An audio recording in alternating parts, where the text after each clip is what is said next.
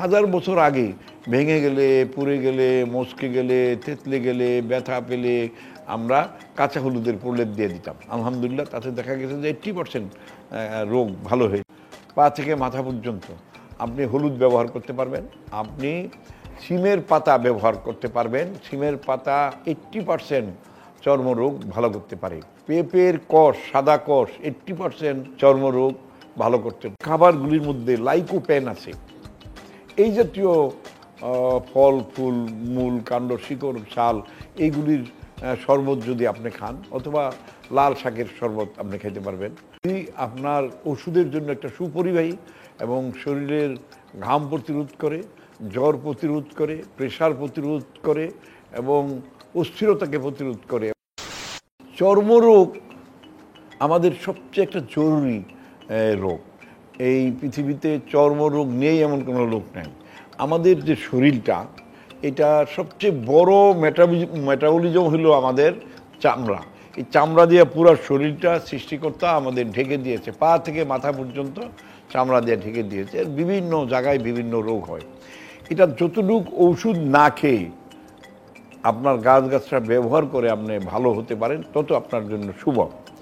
যেরকম একজনের আঙুল হারা হয়েছে, এখানে কেটে গেছে, পুড়ে গেছে, মচকে গেছে, থেতলে গেছে, ব্যথা পাইছেন। এখানে যদি আপনি ঢেঁড়সের ইংরাজি নাম লেডিস ফিঙ্গার, একটা ঢেঁড়সের মাথা কেটে যে আঙুলটা ঢুকিয়ে রাখেন, 15 মিনিট করে 7 দিন রাখেন, আপনি যে কোনো ধরনের রোগ থাকুক স্কিন, মানে এই চামড়ার উপরে, মানে নখের উপরে, এটা চলে যাবে।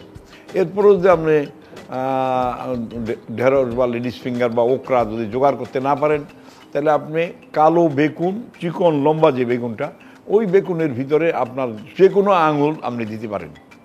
আরেকটা হইল, যে কোনো চর্মরোগ হবে পা থেকে মাথা পর্যন্ত আপনি হলুদ ব্যবহার করতে পারবেন।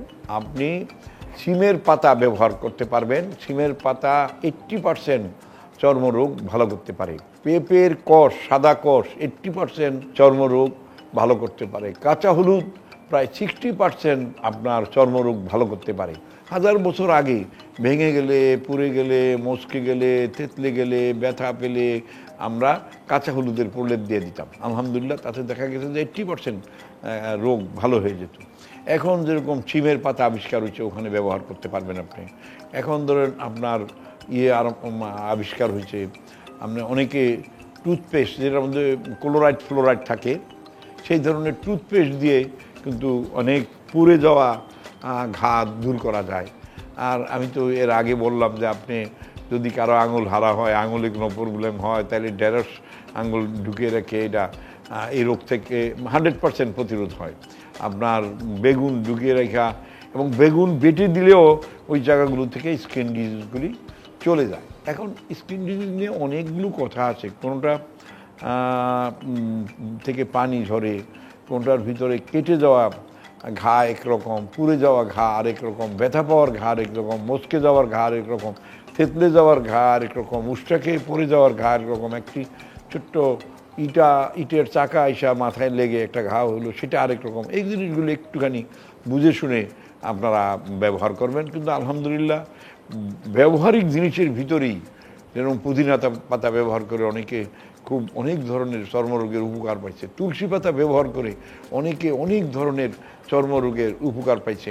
তাই এরকম যেই উপকারগুলো আছে, নিম পাতা বাইটা দিয়ে অনেকে অনেক ধরনের চর্মরোগের উপকার পাইছে। ইভেন কি দাঁতের গোড়া, যাদের কঠিন রোগ হয়, দাঁতের মাড়িতে হয়, ঠোঁটে হয়, তারাও কিন্তু নিমের ডালা এবং নিমের পাতা এবং কচি পেয়ারার পাতা, কচি আমের পাতা, কচি নিম পাতা, এই ধরনের গাছগাছরা ব্যবহার করে ব্যাপক উপকার পায়।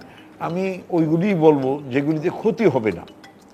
উপকার কম বেশি হবেই, কিন্তু ক্ষতি হবে না ওই কথাগুলি বলবো না, কারণ ওগুলোর জন্য আপনাকে ডাক্তারের সাথে ব্যক্তিগতভাবে দেখা করে তার কাছ থেকে প্রেসক্রিপশন নিতে হবে। কিন্তু আমরা চাই না যে কোনো রুগী, আমাদের দেশ গরিব মানুষের দেশ, সেজন্য ডাক্তারের পিছনে ঘুরে তার সময় নষ্ট না হয়। ডাক্তারের কাছ থেকে টেস্ট করাতে করাতে তার রোগ আরও বেড়ে যায়। আলহামদুলিল্লাহ ভালো থাকেন, সুস্থ থাকেন সবাই।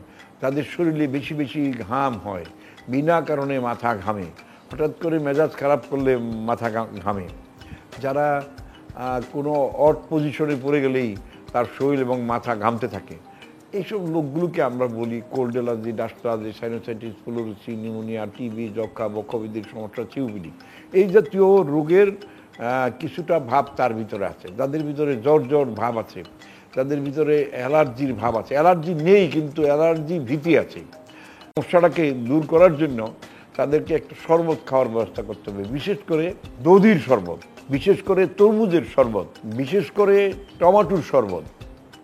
যেরকম যেই সব খাবারগুলির মধ্যে লাইকোপেন আছে, এই জাতীয় ফল ফুল, মূল, কাণ্ড, শিকড়, ছাল, এইগুলির শরবত যদি আপনি খান, অথবা লাল শাকের শরবত আপনি খেতে পারবেন।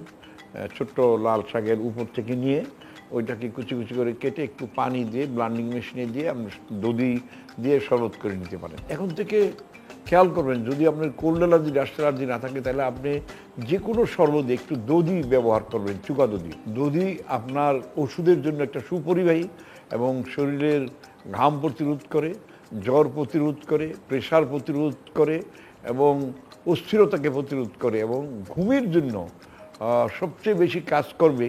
যে আপনার শরীর, মন, মাথা এগুলি যদি ঠান্ডা থাকে, যার মাথা গরম থাকে তার কিন্তু ঘুমের একটু অসুবিধা হবে।